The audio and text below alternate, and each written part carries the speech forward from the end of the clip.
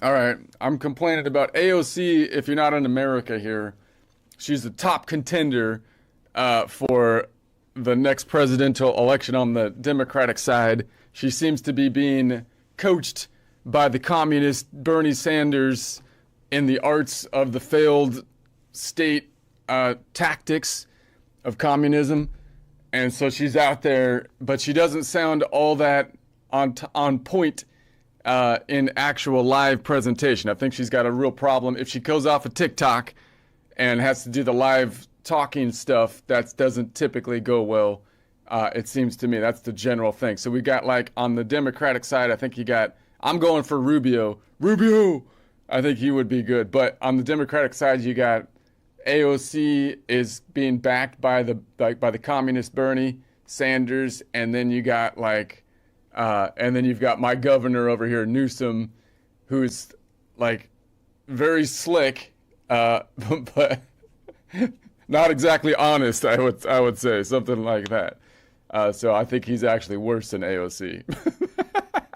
So that's what I got. So she went to somewhere and gave some talks, which seemed a little bit out of whack. So that's the general gist. Let me get I wonder if, okay, this is going to work this time. All right, let's see.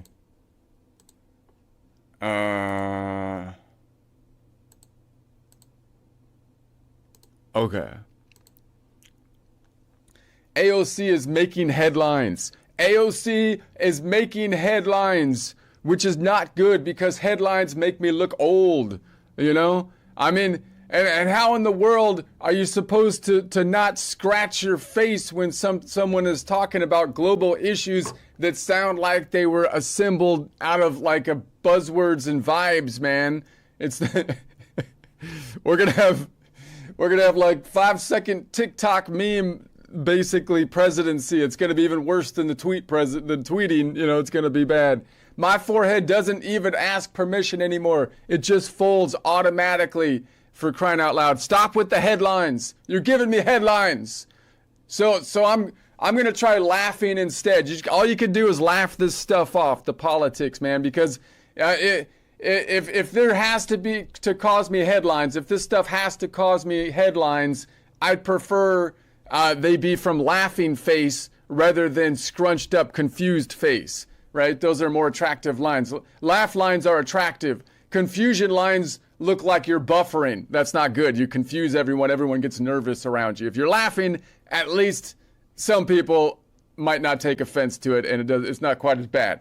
So, and remember, this is the top U.S. presidential contender right here, AOC, possibly the top candidate for president of the United States. That's not AOC.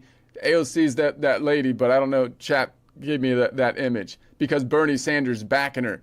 She's being tutored in the fine art of failed communism by Bernie Sanders himself, who would himself be the front runner for the Democratic Party if he wasn't older than Methuselah, even if Methuselah was still alive, you know, at this point in time. So take this line, for example. Here's a beauty line that we need to analyze here for a second.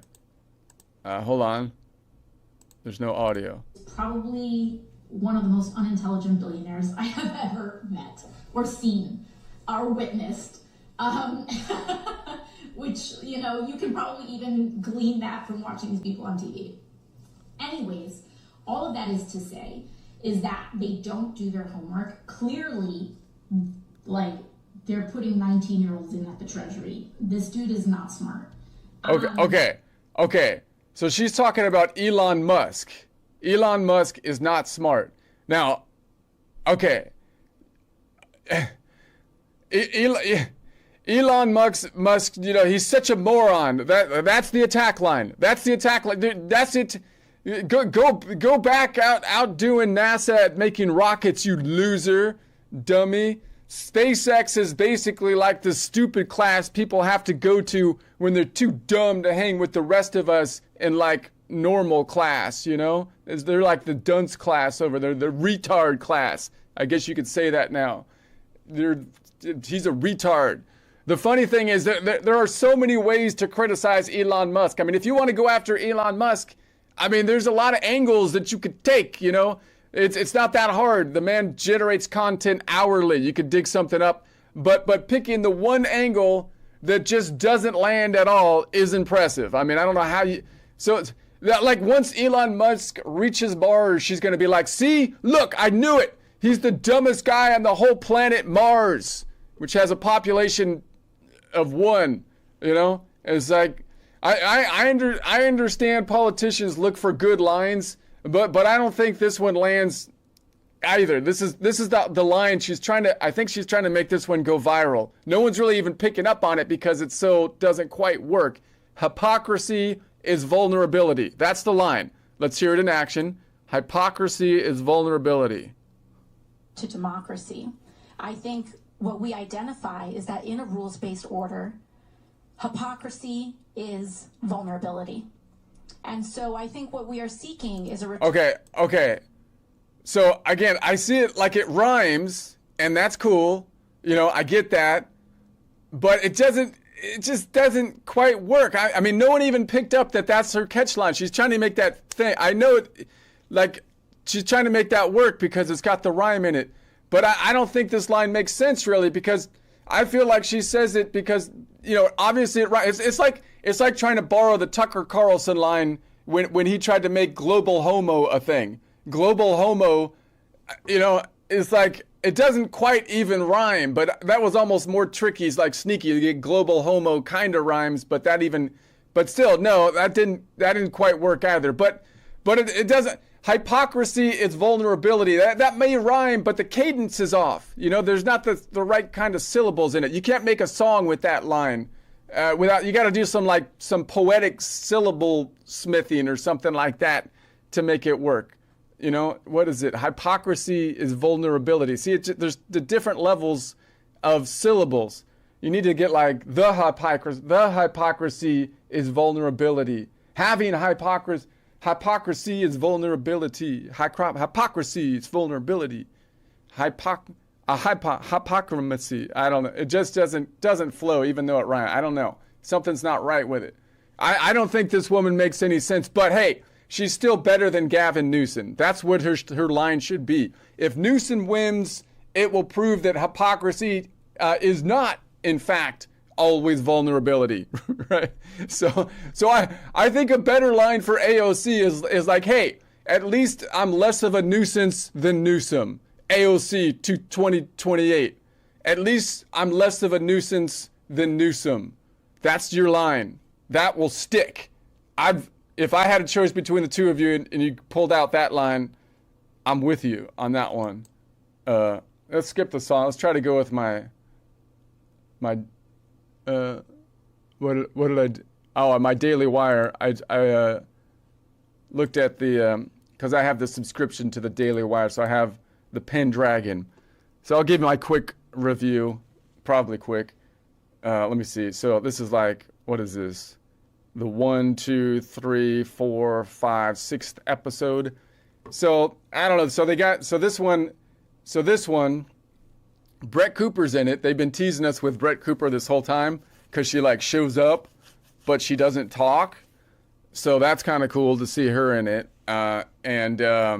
So let's see. This one was more focuses in on the Merlin character and Merlin's backstory,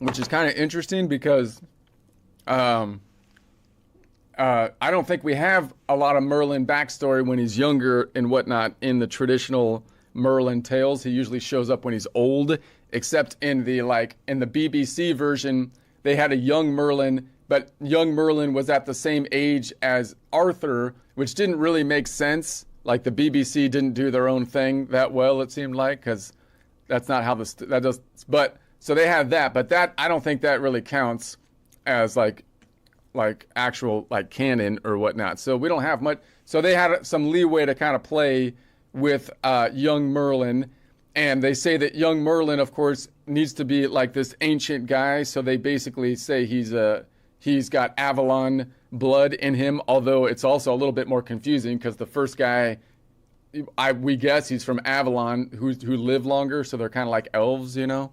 But so we have that there, and then so his back. So then it's kind of interesting because I think this guy is actually a better actor in my opinion. I'm not an expert on this stuff, but I mean I feel like he's like up until now most of his stuff was like pretty much being like a stoic guy.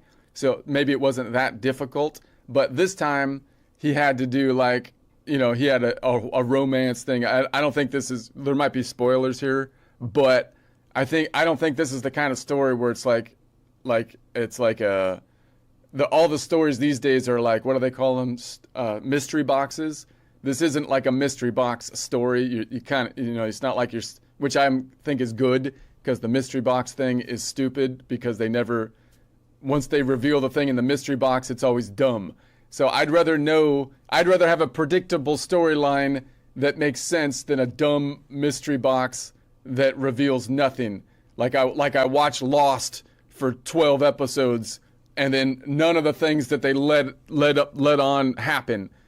I find that to be annoying, although it was still kind of entertaining for a while. But now I'm over it. It's been they've done that too many times. I feel cheated. So anyways, so I think so he's got a romance with Brett Cooper, and so that's a little different for the so he is already kind of young looking, but then he goes back in history a long ways, but he still looks young because he's got like the elf, not the elf blood, the Atlantean blood. And so they do. So then that totally kind of deviates from anything I know about the Merlin, the actual Arthur story, because I don't, even though I'm not an expert, because so now they're kind of in their own thing as they track that bit. And I do think it's a little bit better that this guy I think is a better actor than the two guys playing the brothers for Arthur. Arthur's dad and his brother, right? Uther Pendragon and his brother. They look the part. Those two guys look good, but I don't feel like they're quite as good. They're kind of I don't know. They don't seem to have quite the charisma. This guy I think is, you know, a little bit better, just in my estimation. So he does a pretty good job there. And so then, let's see. So there's the romance thing, and then there's like it's basically his origin story, because the first part of this episode was him as an older guy, even though he looks the same because he's got like elf qualities where he's always young. But now we're going back to the history. So there was drama with him meeting this guy who got all mad at him and basically almost killed his friend and whatnot. And so now we're like, why was that dude all pissed at him? And now we're going back to the backstory. So it's like Merlin's origin story, where he he grew up like with the actual little people of the hills of Britain, which kind of reminds you of kind of like, I don't know, like a Scotland or something like that at this time, you would think, because they're Celtish is the general idea, because they keep playing music that reminds me of like Celtic music. In particular, it almost seems like they're ripping off pretty closely the Braveheart music. So I think that's clearly, you know, it's clearly intentional to try to kind of give you those vibes, it seems to me. So they have that. So now he's part of the land because he's basically hanging with these almost mystical kind of group of people that are, you know, the dwarf type people of the land, I guess. And so then that's kind of how he grows up, and he gets like the mystical knowledge, but it's still somewhat kind of pagan and whatnot. And then he meets Brett Cooper, who's hunting a pig at the time. She's like a badass.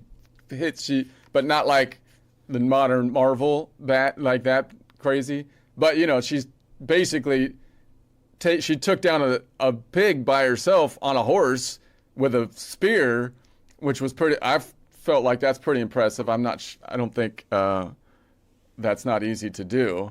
So I was like, wow.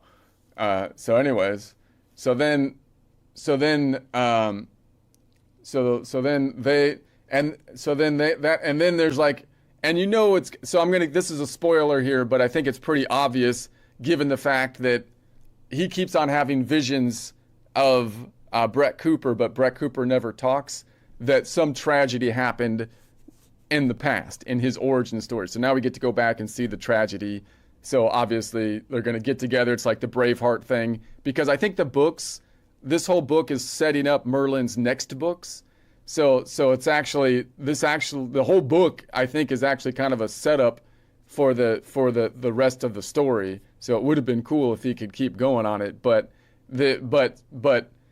so I think it's more so Merlin's origin story is going to be that he was like married to Brett Cooper here, and then of course the Saxons kill Brett Cooper, right? And that's going to be now and then he goes on like a rampage, of course, at that time because he's got special powers and whatnot. And the symbology, the only thing that I think really kind of harkens back to the Bible on this one is like he keeps playing the lyre thing, which is like a kind of harp or guitar, which is like what I think that's supposed to reflect David, King David. And then so he was playing that. And then when he starts going on his rampage to avenge Brett Cooper, like the lyre falls out of the horse's saddle. So I think from a mirroring standpoint that it's mirroring his low point in his arc, which I think from a biblical standpoint would mirror King David's low point, which I guess would be Bathsheba, like sending the guy out to die and whatnot. So I think they're trying to mirror that with the harp thing falling out, and then everybody trampled it, and everything's clearly he's gone too far, and then and that's kind of the general thing on it. So it was outside the normal Arthur narrative, so they were kind of on their own here, but it was pretty, like, just from a normal like Netflix standpoint show. I think it had everything that you would expect, because it had the love scene, which again that's not my whole. So the first half of it was like the love thing, that whole thing, which is fine, but that's kind of like the first part of Braveheart, where you're like, okay, can we get the movie started here? I know she's gonna die, and that makes me feel that I don't have to feel bad that he goes and kills everyone. I know how it works. That's how it works. So can't we just so then we go so then that happens, and then she dies, and then I don't feel as bad when he goes out and kills everyone. That's the thing. So then so we had that, and then of course he had there's a couple different fighting scenes in it that were pretty good. I thought they were pretty good. They used like music that's kind of with his wonky powers that almost sounds like, I think that show not Heroes. It was what was it, with all the people had special powers, and the FBI guy was like searching for him and stuff. I don't know what it was. I forget, but that wonky sound, like almost a space sound, which I get it, but it also it makes me feel a little, that sound, I don't know, I associate it with kind of weird, like it is supposed to be weird, but it's like almost sci-fi weird to me. I don't know. But it had, it had the fight scenes in it. It had, Merlin did pretty good. And, this was the part of the love story. And again, I think it's like his origin story to support now going forward. But I think there's only 1 or 2 episodes left. So really this whole book, I think, like I say, was kind of a prep book for the most part for the rest of the series.